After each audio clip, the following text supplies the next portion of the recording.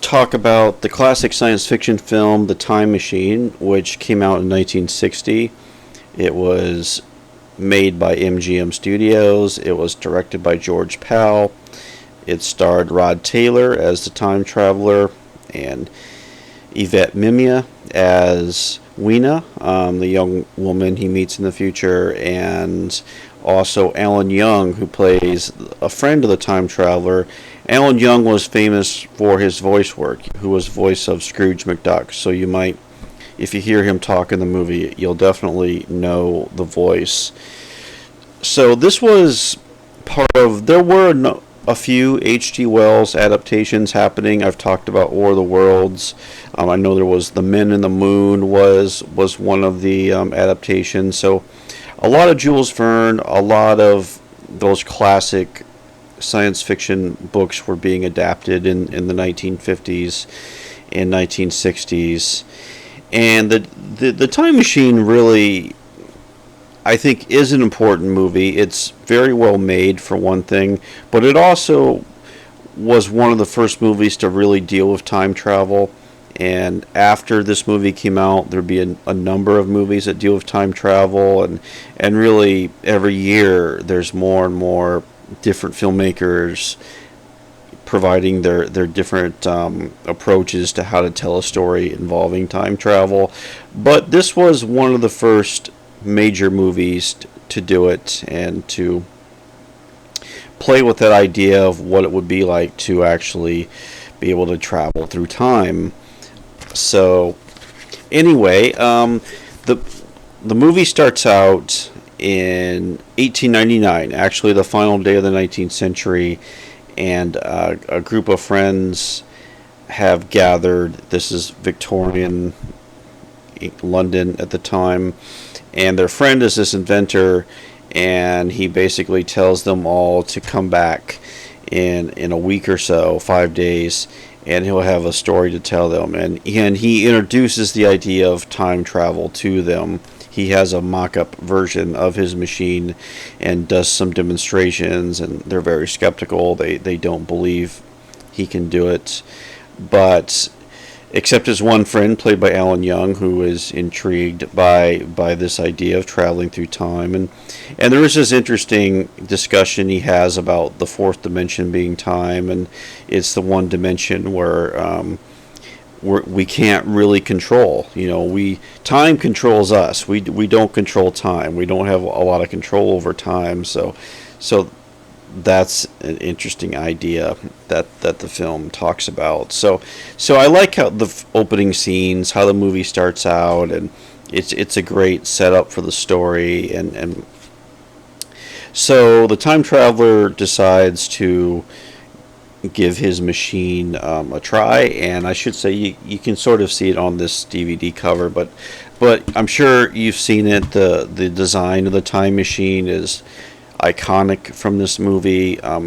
There's actually a whole documentary on this disc about the prop of the time machine, and really interesting as far as how it was built and the imagination that went into it. And it's actually a real mechanical device. There was actually, it was a very complex machine that was built, and it's been used. The prop has showed up in other movies, which is kind of like Robbie the Robot with Forbidden Planet. The time machine from this film has continued to show up in different things. So anyway, and it's very simple. You just pull the lever forward, and if you pull it backward, you go backwards in time. But this time traveler, he's thinking forward, so he wants to move forward.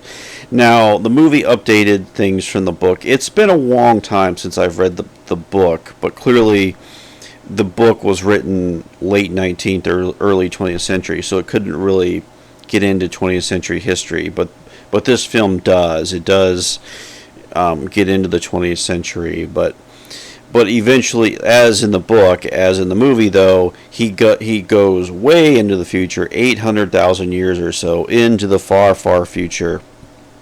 And I'll talk a little bit more about that. But, and it's kind of fun how the movie depicts time travel.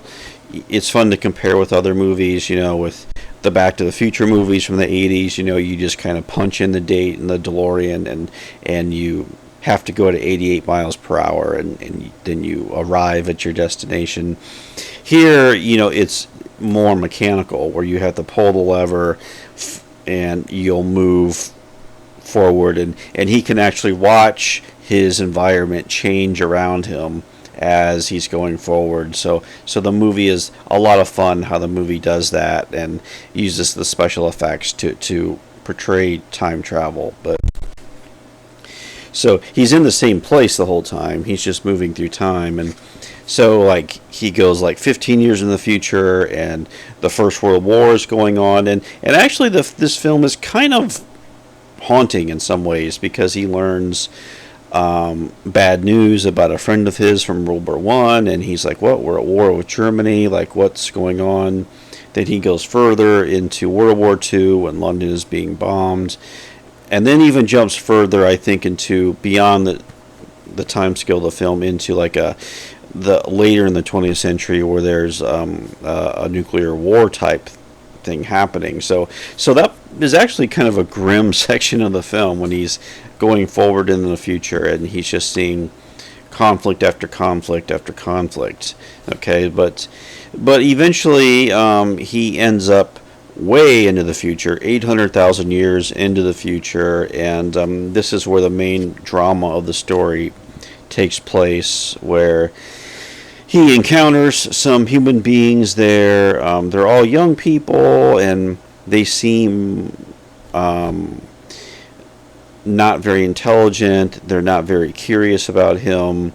It's as if humanity has de-evolved. Like they just they just kind of live these frivolous lives, and there's like a one scene where Weena, who he meets, she falls into a river and she's kind of drowning, and no one helps her. No one comes by and helps her or anything. So it's like, and they're known as the Eloi, these human beings.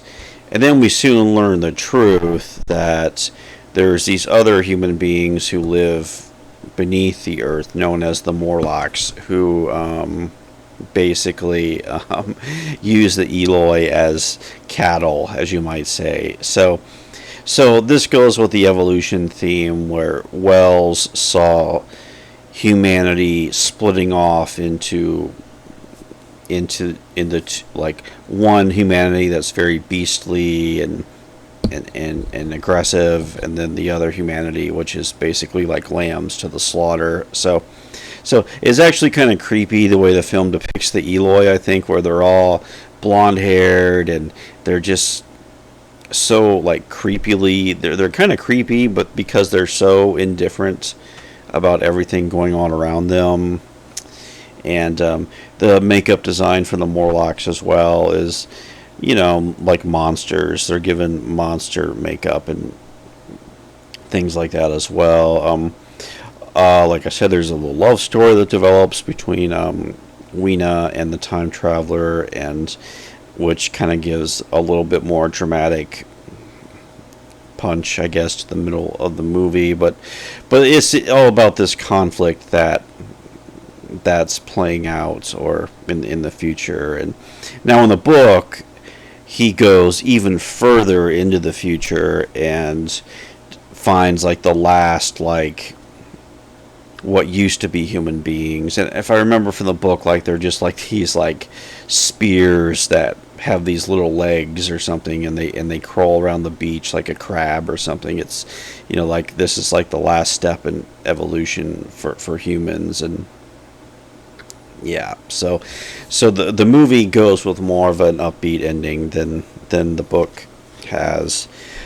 So yeah, I mean, a lot of this movie is shaped by the 20th century. As I mentioned, the war is the recurring motif that this time traveler discovers, of just newer and bigger types of conflict that he's able to see as he keeps moving forward. Rod Taylor's very good in the movie. He gives just a really good lead performance as the time traveler, as kind of like a Victorian scientist who sees a lot of his ideals crushed as he goes into the future. So it's a good performance by him. The movie does stall a bit, I think, in the as we move towards the more climactic parts of it. It does stall a little bit, but the way it depicts time travel is, I think, very influential on a lot of movies to come. Like, this movie doesn't really get into paradoxes or if you do this in the future, will this change the past? The movie doesn't really address any of those things that other time travel movies have, but it's entertaining nonetheless, and it just kind of has that old Hollywood style to it that's endearing. I remember this was always a staple on Turner Classic Movies and in TNT, like during the 1990s, especially this film. I know there was a remake in 2002, which with Guy Pearce, I believe, which took a more pulpier approach to the story, if I remember right. But this is usually the version that I go to. There's also a nice extra, as I mentioned, on this disc called Time Machine: The Journey Back, and a lot of it's not so much about the making of the movie, but it's about the prop of the time machine and how it was built and how it went missing at one point, and so there's a lot of interesting things there.